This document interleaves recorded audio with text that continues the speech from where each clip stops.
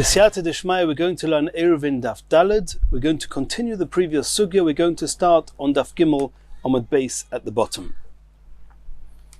We saw in the previous Gemara a machlokes between Abaya and Rava regarding how wide the amos have to be. How long is an amma? And we saw that there were halachic ramifications to that in Hilchas Sukkah, in Hilchas Movui, and in Hilchas Kilayim. Abaya said that regarding Sukkah and Movui, that all or most of the halachis are chumras to have smaller amos.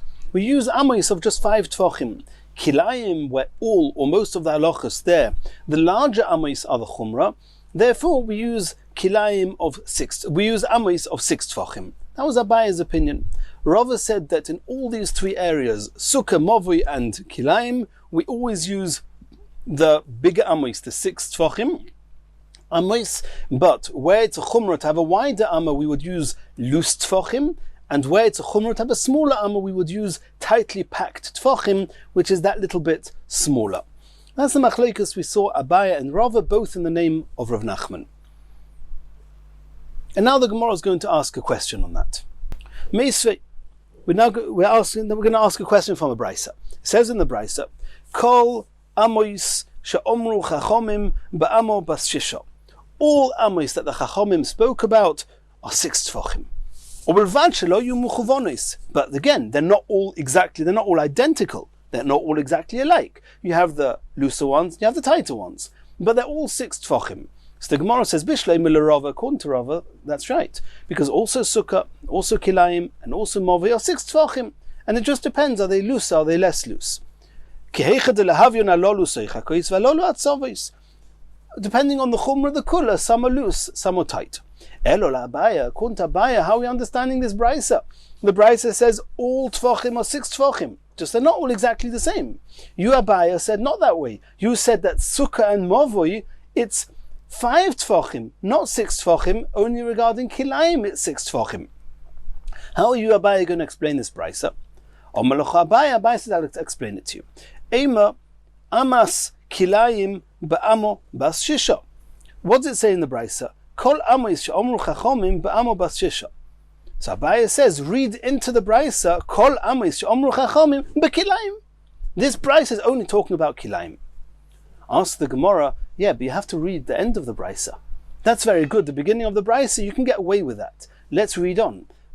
Midiktani Sefer, Reb Shimon ben Gamliel Oimer. Reb Shimon ben Gamliel is now either arguing or explaining, we'll see in a minute, but he's continuing and saying, Kol amos she'omru chachomim b'kilayim ba'amo bas shisha. All the amos of Kilayim are 6 tefachim. But there, since by Kilayim, the larger the amma, the bigger the chumrah, make sure that the 6 tefachim there are not, they're not exactly 6 tefachim, it should be loose 6 tefachim, not tight 6 tefachim. So from the fact that Reb Shimon ben Gamliel says this, Michlal, we can deduce from there the Tana Kama Kol Amos Ka'oma. If Reb Shimon ben Gamliel says that the Amos of the Chachomim b'Kilayim, then obviously the Tana Kama not talking just about Kilayim. If the Tana Kama would be talking about just Kilayim, then what's Reb Shimon coming to add on the Tana Kama? Abaya says, oh, you've got Reb Shimon ben Gamliel. What does Reb Shimon ben Gamliel say? That the Amos of Kilayim are 6 tefachim. What did Abaya say in the name of Nachman? That Sukkah and Movui is 5 tefachim. The Amos of 5 tefachim. Kilayim, the Amos of 6 tefachim. That's exactly what Reb Shimon ben Gamliel says. You're asking a question from me, how I'm going to learn the Chachomim who say, Kol Amos she'omru is bas shisha, but I'm following Reb Shimon ben Gamliel, who says that only by Kilayim it's 6 tefachim. Continues the Gemara. La Abaya, according to Abaya, that said that with Sukkah and Movui you use amos of 5 tefachim, and with Kilayim you use 6 tefachim, Tanoihi. That's clear that Abaya can only follow Reb Shimon ben Gamliel, cannot follow the Tana Kama. The Tana Kama says, Kol amos she'omru chachomim ba'amo bas shisha tefachim, ba'amo bas shisha. And that's simply not true according to Abaya. L'Rava mi lema Tanoihi. The question is that Rava, who said in the name of Rav Nachman, that also Sukkah, also Movui, also Kilayim, they are all 6 tefachim. So the Tana Kama works very well. Tana Kama say, Kol amos she'omru ba'amo bas shisha. The question is, can Rava also somehow be in agreement with what Reb Shimon ben Gamliel said, that Shimon ben Gamliel said that Kol Amos she'amru Chachomim bekilayim ba'amo bas shisha. Is there any way that we can understand Reb Shimon ben Gamliel that when he says that the Amma of Kilayim is 6 tfachim, it's not to the exclusion of Sukkah and Movui, as if to say that with Sukkah and Movui the Amos are 5 tfachim, and that would not be like Rava, but he would agree that Sukkah and Movui might be 6 tfachim, and he's coming to impress on some other detail. In which case Rava would be in agreement of both Tanakama and Reb Shimon ben Gamliel. That's the question of the Gemara. Says the Gemara, Omar l'chorova, Reb Shimon ben Gamliel ha'osa la'ashminon amas kilayim lo yetzamtzem. No, the truth is that the Chachomim said that all amos are 6 tfachim, but shlo yu mechuvonis, that they're not all the same. When do you use small amos? When do you use big amos? The Tanakama don't say anything, don't tell us when. So for that, Reb Shimon ben Gamliel says that keep in mind, it's in the area of kilayim where you should be lo yetzamtem, you should not use the smaller amos, you should use the larger amos. The tfachim should be loose tfachim. So all Reb Shimon ben Gamliel is doing is explaining the Tanakama, that when the Tanakama said shelo yu mechuvonis, that not all halachas are the same, he's explaining where they are different, and that follows exactly what Rava said. However, if that's true, there's a few words in Reb Shimon ben Gamliel that need to be understood. Reb Shimon ben Gamliel said, Kol amos she'omru Chachomim bekilayim ba'amas bas shisha. All the amos that the Chachomim used, they are, by kilayim, are 6 tfachim, but they shouldn't be the tightly packed tfachim. If you, Reb Shimon ben Gamliel, are actually agreeing with the Tanakama that all amos are 6 tfachim, and all you're trying to impress is where you're supposed to use the tighter amos, why are you even talking about how many tfachim? Why are you saying ba'amas bas shisha? That's not the discussion here. Everybody agrees that all amos involved here are 6. Why are you adding that on? According to Abaya, it makes a lot of sense. Abaya says that according to the Chachomim, all the amos are 6 tfachim, and Reb Shimon ben Gamliel says no. Sukkah and Movui is 5 tfachim each amma, and Kilayim is 6 tfachim each amma. That's what Reb Shimon ben Gamliel is coming to say. The Kilayim is 6 tfachim in contrast to Movui and Sukkah, which is 5. But you, Rav, who are explaining that Reb Shimon ben Gamliel is just explaining the Tanakama, telling us in which areas of halacha the tighter ones are the chumrah. Why are you mentioning the number of tfachim? That's what the Gemara asks. V'leima, why does Reb Shimon ben Gamliel not say amas kilayim lo yetzamtzem? But these words that Reb Shimon ben Gamliel is adding on, that there's going to be 6 tfachim limutei to the exclusion of what? According to you, Rava, the way you're understanding Reb Shimon ben Gamliel, everybody holds that there's always 6 tfachim. When is there ever an amma of 5 tfachim? Kontabaya, it's Sukkah and Movui. According to you, Rava, what are you coming to exclude? Lav, limute amos Sukkah v'amas Movui? Can we not see again back to Abaya? Is it not clear from here that Shimon Gamliel is actually following Abaya, that he says that only Kilayim are 6 tfachim and Sukkah and Movui have 5 tfachim in each amma? And then again, Rava cannot follow Reb Shimon Gamliel. Says the Gemara, no. That's how Rava is going to explain. Tanakama and Reb Shimon ben Gamliel both agree that Movui, Sukkah and Kilayim all have 6 tfachim. Reb Shimon ben Gamliel is trying to impress on us that by Kilayim use the tight tfachim in each amma.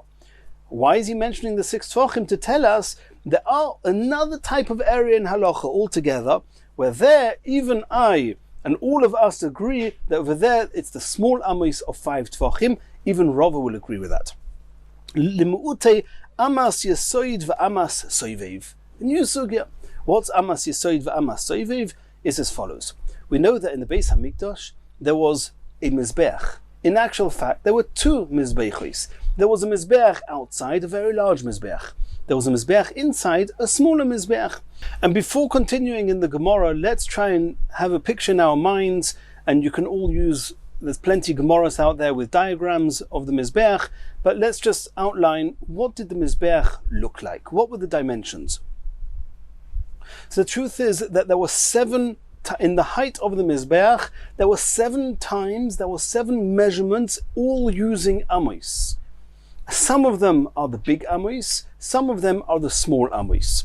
So let's see like this. there was the base of the Mizbeach called the Yesoid, the foundation of the Mizbeach, the widest part of the Mizbeach, was 1 amma high. And then there was a ledge, it went in, the Yesoid was an amma wide, it went in 1 amma. That's again the second time we have an amma high, and then an amma the width of the Yesoid, and then the Soivev, which was the middle part of the Mizbeach, it went up, a wall of the Mizbeach continued up, 5 amos.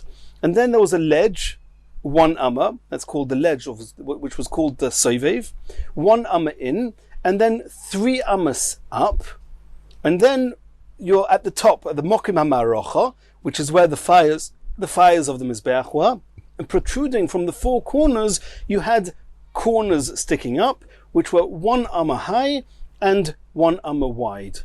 Wide and breadth was an amma square, an amma by an amma by an amma. So here we have 6 times ammis. 1 up, 1 across. 5 up, 1 across. 3 up, 1 up, 1 across. And we have to know now which of these ammis were big, which ones were small. So the answer is that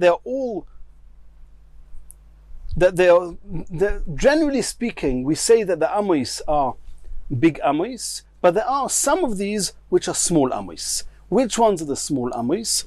Are really in 3 brackets. One is the upright of the Yesoid. The first amma we mentioned, the first amma going up, that's a small amma. The amma going across was a big amma. The 5 ammas going up was a big amma. The amma going across now, at the top of the ledge of the Soivev, that was a small amma.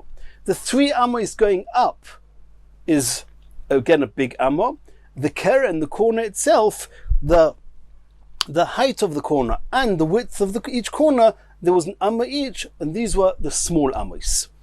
And that's what Rav Shimon ben Gamliel is coming to impress, that regarding kilayim, we use the big ammas. Where are the ever small ammas? Because according to Rav Shimon ben Gamliel, at least how Rava understands him, sukkah and nova is also 6 tefachim. Where do we ever have an amma of 5 tefachim? These 3 areas of the Mizbeach. The upright of the Yesoid, the across of the Soivev, and the height and width of the keren. Let's see that inside.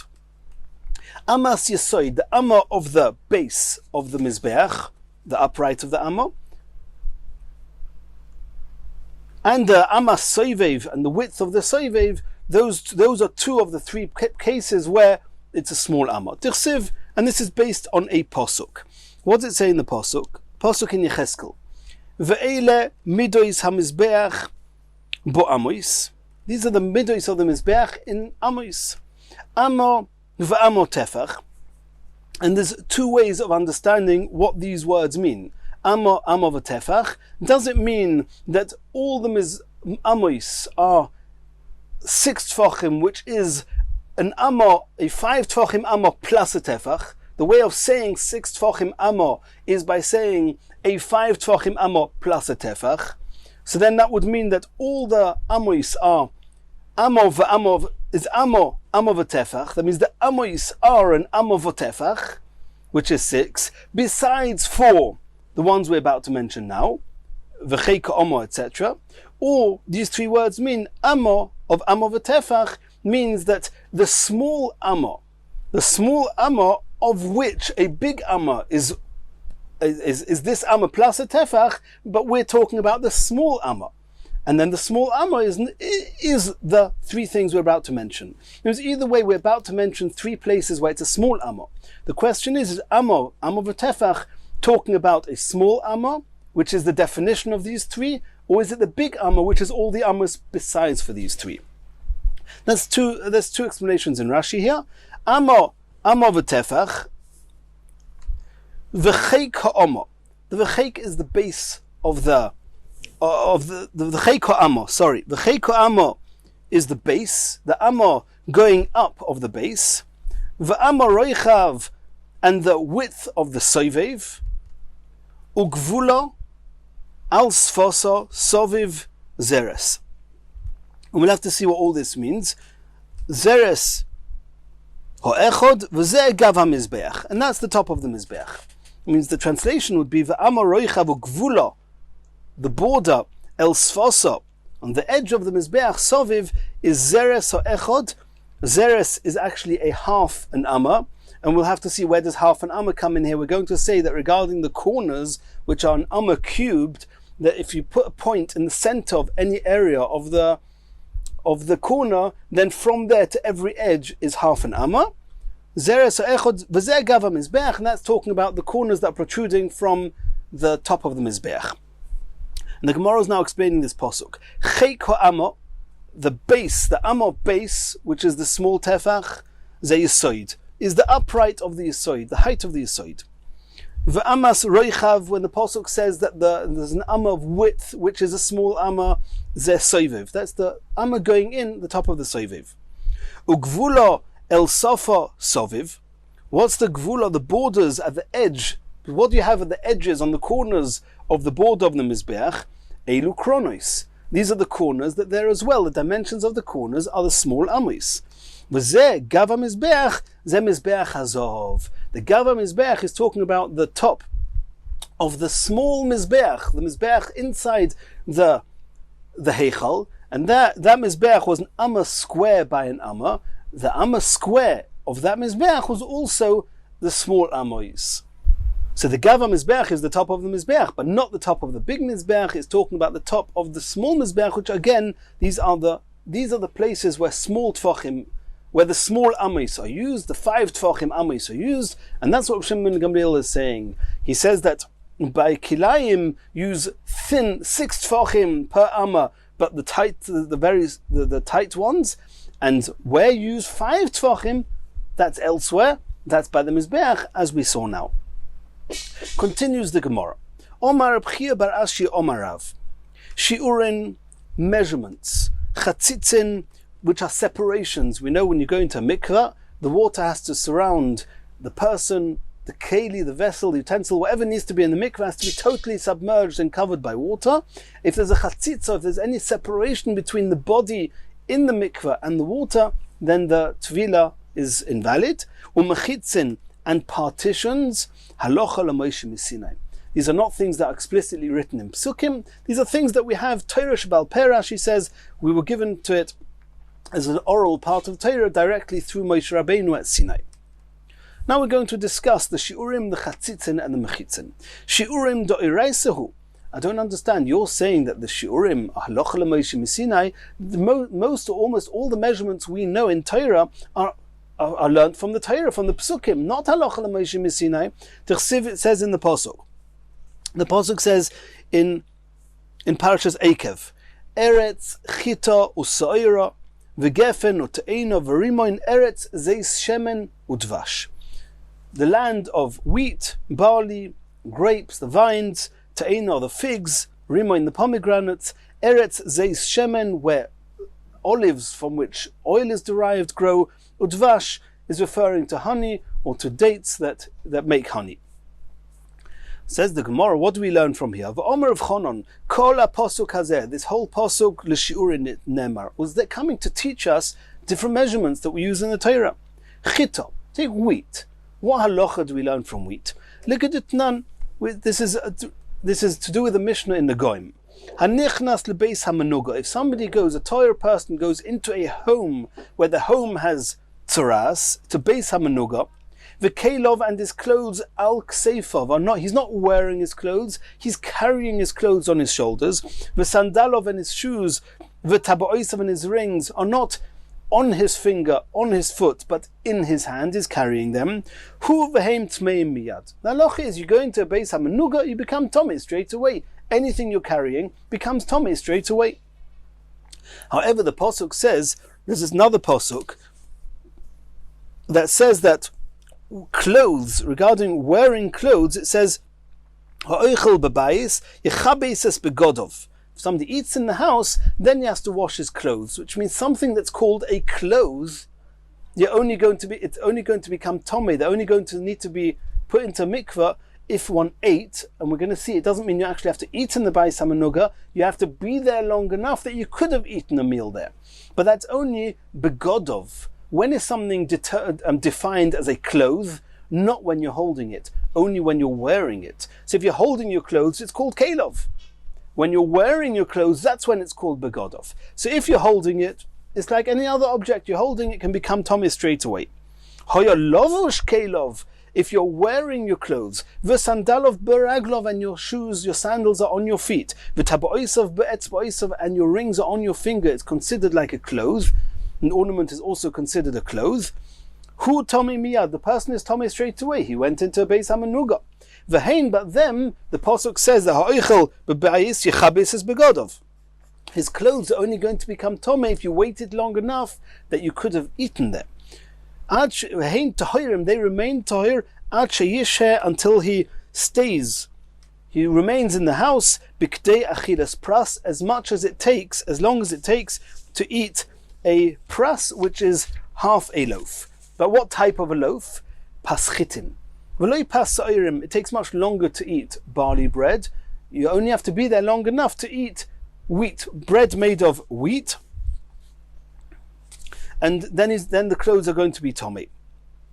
Mesav, we're talking about when you're eating, not just standing, but you're reclining. And eating, when you're reclining, a person typically takes longer to eat.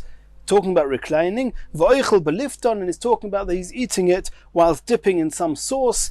He's not eating the bread dry. As long as it takes to eat a loaf of bread of chitim, reclined and dipping, you wait that long in the Beis Hamanuga, even the clothes become Tomei. So since the bread is bread of wheat, not of barley, that's one of the measurements of the Torah. We learn it out from chita, it's wheat. So'ira, what halacha do we learn from barley? Titnan, it's another Mishnah, etzem k'so'ira. A bone of a dead person is metame b'mago, b'masa, by touching it, or carrying it, moving it. Ve'ene metame ba'oihel, but if it's just a bone the size of a kernel of barley, then it's only going to be tomei, not ba'oihel, but it'll be b'tomei b'maga or b'masa. If you touch a bone of a dead person, even though there's no flesh on it, and it's just the size of a sa'ira, kernel of barley, it's already, then it has the tumas mace. So that's halacha you learn out from sa'ira. Geffen, what halacha do we learn from the vine, from the grapes? Kedei revi'es yain lenozir. We know that a nozir is not allowed to drink any wine or eat anything that comes from a vine. And if he drinks a revi'es of wine, then his Nazirus has become nullified. He has to start counting his Nazirus days again. And he's going to be chayiv malchus. If he does it, it's an avera. And if he does it with hasra, with being warned with two witnesses, he's going to get malchus. Kedei revi'es yain lenozir. So the halacha of nozir and malchus is a revi'es of wine. So you learn now from the geffen. Te'ena, what do we learn from a fig? Kegregrus. The size of a dried fig is the size loitzoas Shabbos. All food items, we saw this in Mesechus Shabbos Tafayin Vov. Hamoitzi oichlin kegregrus. The amount, the measure of food that if you carry it, it's called a substantial act of carrying, is the size of a dried fig. Rimoin, what halachos do we learn from a pomegranate? Keditnan kol kli balebatim shiurim kerimoinim. We know that a utensil can become tomei. There's many conditions, there's a whole Maseches Kelim for that. But once a kli, a utensil, can no longer be used for what it's supposed to be used, it loses its status of a utensil and it cannot become tomei, and if it was tomei, it will become tohir. So if you have a container, how big does the hole have to be that the owner will no longer want to use this utensil, and therefore for all intents and purposes it's just called a broken kli and is tohir? So if this kli, he was using it for olives, and then suddenly there's a hole in it the size of an olive, is he going to throw it out? No, he's going to start using it to put something else in. Something which is bigger size, it won't fall through the hole. The largest hole you have is a pomegranate. If a medium-sized pomegranate will fall through this kli, you cannot use it for anything. At that point, the balabatim, kol kli balabatim, once there's a hole in the kli the size of an average sized pomegranate, he totally disregards it, he throws it out, and it loses its status of a utensil. Eretz zeis shemen, what do we learn out from the zayis, from the olive? Eretz shekol shiurei kazeisim. All the shiurim, all the measurements are all the size of a kazayis. Who doesn't know? Who hasn't heard of a kazayis? It's the size of an olive. Asks the Gemara, kol shiurei sol kadaitoch? How can you say all the shiurim? We've just now had a whole list of shiurim that are not zayis. Chitas, oira, gefen, rimoin. Says the Gemara, Vayikahani da'amron, elo ema eretz sheroiv shi'urei kazesim. Eretz Yisrael is the land where most of the shi'urim are kazayis. Besides for those that we've mentioned here, the other shi'urim are the size of an olive. So you learn that out from Mazayis. Dvash. What do we learn out from dates? K'koiseves hagasa l'yom kippurim. We know that in order for a person to be chayiv koros for eating on Yom Kippur is if he eats the size of a fat date, k'koiseves hadako, eating that amount on Yom Kippur is chayiv. So you see that all these shi'urim are learnt out from the pasuk. Learnt out from the pasuk. So how can you say shi'urim halacha l'Moshe Sinai? What part of this is halacha l'Moshe Sinai? Answers the Gemara. V'tizbara shi'urim michtav ksivi. Just a moment. Look again in this pasuk. How does the pasuk go? It's talking about Eretz Yisrael. Eretz chitos oiro gefen te'eno rimun eretz zeis shemen udvash. Did you see any measurements there? Did you see any halachas there? It's just telling us the different fruits that are growing in Eretz Yisrael. And it's true that each one, there's some halacha, some place which is attributed to each of those fruits. But to say that the measurements are written in the Torah, they're not. Elo hilchasaninu, all the halachas we just mentioned, they're all halacha l'Moshe Sinai. V'asmechinu rabbanon akroi. It was interesting, the rabbanon, the chachomim, they noticed that all these halachas of halacha l'Moshe Sinai, put them all together, and you'll see that they are all from these 7 species. Some halachas are chitos, some so'iro, some gefen, etc. But not that we learn it out from there. Where do we learn the shi'urim from? Halacha l'Moshe Sinai. Let's move to chatzitzin, the separation between a person in the mikveh and the water. You're saying it's halacha l'Moshe Sinai? Doiraisininu. It's explicit in the pasuk. Explicit is learned from a pasuk. Dichsiv v'rochatz it's called b'soroi b'mayim. The pasuk says v'ish kiseitzi menu shechva zora v'rochatz b'mayim is kol b'soroi v'tomei ad ha'orev. So you see from there that let's see, the Gemara is now going to learn, how do we read this pasuk? Says the Gemara, Shelo yehei davar choitzitz beinoi bein basori lemayim. When it says v'rochatz is kol basori, there's not allowed to be, there has to be I imagine we learn out from v'rochatz, but it has to be that the water can reach every area of the body in the mikveh. B'mayim, when it says v'rochatz b'mayim is kol basori, what do we learn from the word b'mayim? B'mei mikveh. Not that it has to be in a fountain in the sea of Mayim Chaim. No, it's allowed to be even in a mikveh, which is in a muchnosim, which means in a collection of water that's still. That's what this pasuk is telling us, that the tumah that's mentioned in this pasuk, some tumas you need to actually tevel in Mayim Chaim, in a spring. Over here it's enough in a mikveh. That's what we learn out from B'mayim. Kol basori. When it says kol basori, then it's teaching us that your whole body has to be submerged in one go. Mayim shekol gufa oilebem. You can't put half your body in the water once and then turn over and put the other half of the body in. No, it's got to be all at once, and therefore the mikveh must be a size that's big enough that an entire body can go in. The kamohen, how much is that? Amo al amo berum. Berum gimel amos, a square amma, the height of 3 amos of water. It's 3 meters, 3 amos cubed of water. That's as much as you need for a person to go in.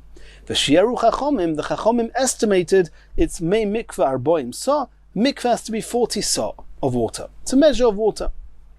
So what do we see from here? That the fact that shelo yehi davar choitzes bein basori lamayim is learned out from this pasuk. It's not halacha l'Moshe Sinai. How can you say chatzitzin is halacha l'Moshe Sinai?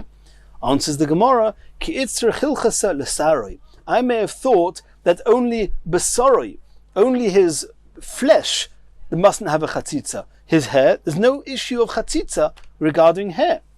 And that's what I need the halacha l'Moshe Sinai for. How do you know that maybe there's no chatzitza with hair? Who told you there is? And then you're saying you can't learn it from this pasuk, you learn halacha l'Moshe Sinai. Yes, Rabbi Bar Rav Huna taught us, Nimo achas kshuro chitzetes. If you tie, if there's a single knot, a single hair that's knotted with itself, you make a knot in a single hair, the knot is very tight, it's a chatzitza. It serves as a separation. It does not let the water in. Inside the knot, the water cannot penetrate. It's too tight. No one is suggesting that a single knot in a single hair would passel a tefillah, but then it's called a chatzitza, and we have to learn the halachos of chatzitza. How much has to bother you, etc. But it is called a chatzitza, even though it's hair. Shalosh einon chaytzois. Everyone agrees that if you have three strands of hairs that are knotted, that it's not chaytzitz. That type of knot will never be strong enough and tight enough that the water cannot penetrate and reach all areas of the whole hair. Shtaim, if it's 2 hairs, ein yodea. There Rabbi Bar Rav Huna said he doesn't know. But either way, you see from Rabbi Bar Rav Huna that the concept of chatzitza applies even by Cyrus, by hair. Where did you learn that from? Not from the pasuk of Rochatz, it's called Basori, he's talking about his flesh. So that's what you need the Aloch L'Moshe Messinai for. Says the Gemara, no, that doesn't work either. Saroi nami doiraisahu. Even the fact that there's a concept of hair, of chatzitza by hair, is also learnt out from a pasuk, not Halocha L'Moshe Messinai. Titania, V'rochatz is kol basori. When it says V'rochatz es kol basori, why doesn't it say that he's washing, he's bathing kol basori, his whole flesh? What's es? Es always comes to include something. Es hatofel b'sori. There's something which is tofel. It's not the main part of a person's body. It's attached to his body. It's nitfal. It's an annex to his body. What's that? V'zeu sar. It's the hair. So you see from the es of Arochas, it's called b'sori, that even hair has to be called b'sori, not allowed to be a chatzitza. So what's the Haloch L'Moshe Messinai left for? Says the Gemara, Ki asoi hilchasa. You know I need the Haloch L'Moshe Messinai to tell us some of the halachas of chatzitza. So you're right. In the Torah we know there mustn't be a chatzitza on the flesh, and we know there mustn't be a chatzitza on the hair. How much? When? What? How? L'ruboy u'mi'utoi. The halachas that teach us that it depends on whether it's the majority or the minority of his body, and to tell us that it makes a difference how particular you are that chatzitza is on your body. According to the halacha l'Moshe Messinai, that's what the halacha l'Moshe Messinai is teaching us. Ruboy u'makpid olav chaytzitz. When is it chatzitza? Only if there's 2 conditions. Number 1, it's covering most of the body. Number 2, that he's particular, he's makpid. But if he either doesn't care that this, let's say he's got some cement or some soil on his body, if it bothers him and it's on most of his body, it's a chatzitza. But if it doesn't bother him, even if it's on most of his body, or if it does bother him and it's just on a small area of his body, that's not called a chatzitza. Enough of his body, the water's coming to enough of his body that min ha'Torah, according to Haloch L'Moshe Messinai, the tefillah is a kosher tefillah. Ruboy u'makpid alav chaytzitz. V'she'enei makpid alav. If he's not particular, if it doesn't bother him, einei chaytzitz, then it's not considered a chatzitza to the water, and the tefillah is kosher. The Gozru and the Chachomim made a gezerah al ruboy she'enei makpid. If it covers most of his body, even if he's not makpid, but it's most of his body. Why? Mishum ruboy u'maha makpid. In order you shouldn't get confused between most of your body having soil on it or having a chatzitza. When you are makpid or not makpid, the Chachomim said if it's most of your body, it's always considered a chatzitza. Ve'al miut hamakpid. If you have a chatzitza on a small area of your body, but it bothers you, even though it's just the minority, the smallest part of your body, the Chachomim said it's not kosher, the tefillah is possible, mishum ruboy hamakpid. Because it's bothering you, you might not separate and differentiate between if it's bothering you when it's a little bit, or if it's bothering you when most of your body is covered. In order not to get confused, we say if it's ever bothering you, the tefillah is possible. However, if it's also the minority of your body, and also you don't care, then it's kosher. Asks the Gemara, if it's also minority, also miut, and also einei makpid, he's not particular about it, say over there also that the loy makpid, just in order you shouldn't get confused. Why don't you say it should also be a problem mishum miut hamakpid? That means miut she'einei makpid should be asa because of miut hamakpid. We said miut hamakpid is a problem. So since there is a time that miut is a problem, which is miut hamakpid, according to the Chachomim, so say even miut she'einei makpid. Inami mishum rubai she'einei makpid, or even when it's einei makpid, even though it's miut she'einei makpid, you should be machmer because einei makpid is sometimes a problem when it's rubai she'einei makpid. So since you could get confused, say that miut she'einei makpid is also a problem. Says the Gemara, no. He gufa gzeira. Ruboy she'einei makpid or miut hamakpid themselves are just a gzeira. When you have any one of the problems, it's itself a gzeira, because Halocha L'Moshe Messinai is only a problem if you have both problems, also roiv, also makpid. If you have any one, it's a gzeira. When you have neither, we're going to make a decree to strengthen another decree that we don't do. Continues the Gemara. Now let's move on to mechitzin, partitions, walls. We know that a mechitza is 10 tefachim. 10 tefachim high is a mechitza. Halacha l'Moshe Sinai. That's what we saw before. Shi'urin, chatzitzin, mechitzin, halacha l'Moshe Sinai. Ask the Gemara Deraisa. We have a pasuk that tells us that 10 tefachim is considered a reshus, and therefore a wall which is always encircling a reshus. If we have a proof that the reshus, an area, a domain, is 10 tefachim high, then obviously the mechitza has to be 10 tefachim high. It's not halacha l'Moshe Sinai. Where do we see that 10 tefachim is a domain? The Omar Mar Oroin Tisha. We know that the Oroin was 9 tefachim high. It was 1.5 amos, and the amma of 6 tefachim, 9 tefachim. The kaperes, the cover on top of the Oroin was another tefach, is a tefach. Hareikan asara. So that's 10 tefachim high. We know that the Shechina was speaking to Klal Yisrael, or to Moshe Rabbeinu and to Klal Yisrael from on top of the kaperes, and we also know in other places that the Shechina never went down below 10 tefachim because the Shechina never entered the domain of earth. So you see that 10 tefachim, which is where the Shechina spoke from, that's called a domain.